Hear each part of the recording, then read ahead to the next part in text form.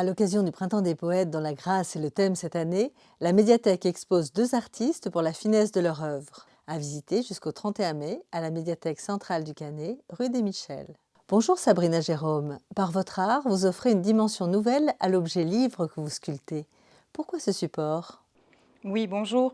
J'ai découvert cette passion lors d'un événement qui a fait que j'ai dû faire un cadeau à une personne pour laquelle nous avions une passion commune qui était la création et les activités manuelles. Ayant découvert cette forme de sculpture sur livre, j'ai cherché à savoir comment le réaliser pour lui faire un cadeau unique et personnalisé. J'ai trouvé la réalisation et le rendu très satisfaisant. La passion m'a pris, ce qui m'a permis d'en plus coller avec mon envie de recyclage, parce qu'effectivement, les livres sur lesquels je travaille sont des livres qui souvent sont dans des bibliothèques qui ne sont plus utilisées, qui ont déjà eu leur première vie de livre en tant qu'œuvre littéraire. Je les détourne et je les transforme en une œuvre du coup décorative qui souvent est pour un événement un petit peu particulier, soit une naissance, soit un mariage, soit une retraite ou tout simplement le cadeau pour une personne qui a une passion très particulière, telle que la musique ou la danse. Ça permet de créer des œuvres particulières. Le choix des motifs s'oriente en fonction de la demande ? Très souvent, je travaille effectivement sur commande, mais parfois, il peut me prendre l'envie, en voyant un motif ou lors d'une inspiration particulière, de me dire: «Tiens, je vais voir effectivement ce que ça peut donner» et ce qui est intéressant aussi, c'est que je découvre moi-même la réalisation à la toute fin parce qu'en fait, il y a tout un travail de conception, de travail sur l'image, puis de report et de mesures minutieuses sur le livre pour pouvoir faire les plis de manière très particulière. Et tout ce travail de conception, en fait, est un travail un petit peu à l'aveugle. Je ne sais pas ce que ça va rendre à la fin. Et une fois que j'ai réalisé tout ce travail de conception, puis le travail de réalisation, c'est là que moi-même, je découvre finalement ce que j'ai créé.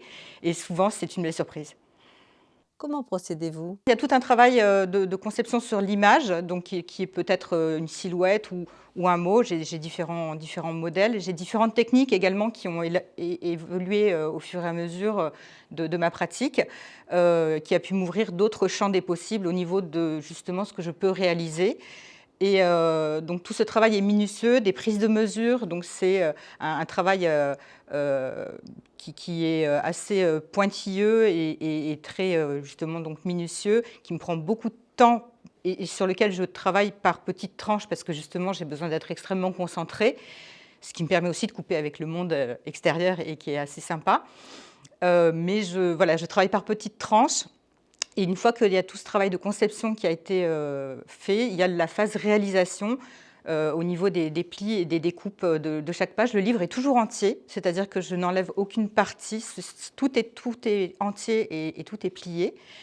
Et ce qui permet de garder le livre en tant que tel, en tant qu'objet dans son entièreté, mais de le transformer. Et à la fin, les volumes apparaissent. Y a-t-il des contraintes techniques ? Oui, je travaille principalement sur ce que je considère comme catégorie une sorte de silhouette, c'est-à-dire que je n'ai pas de différence de couleur. Les seules en fait couleurs qui apparaissent sont dues justement aux différents volumes.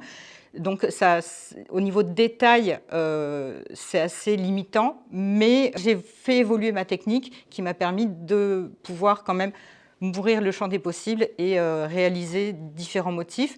Il est vrai que voilà, je ne pourrais peut-être pas forcément faire un portrait, un visage. C'est plus sous forme d'aplat, mais ça laisse quand même une liberté de réalisation.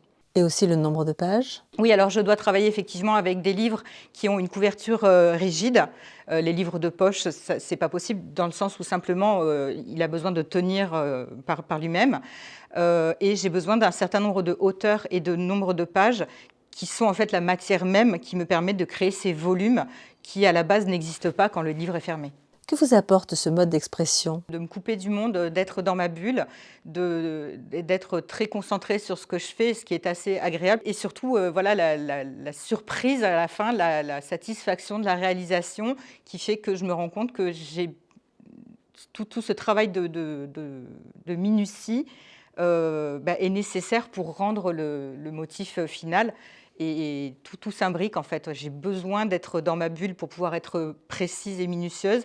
Et c'est ça qui rend le motif au final aussi joli que possible. Ça me permet aussi de me dire qu'en partant d'une idée qui est abstraite, d'arriver au final à une réalisation d'un objet qui lui-même est concret et qui, j'espère, plaît aux autres. Beaucoup de poésie émane de votre travail.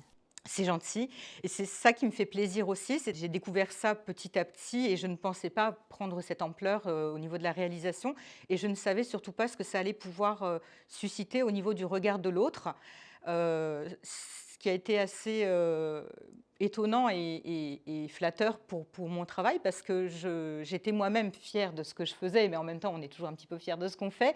Mais de voir l'étonnement et un petit peu le mystère dans les yeux des gens qui viennent voir mes expositions et découvrent ce que je fais, effectivement, c'est peu commun. Je m'émerveille de voir l'émerveillement des gens par rapport à ce que je fais parce que ça leur renvoie à eux-mêmes une part que je ne connais pas en fait d'eux et ça renvoie à chacun.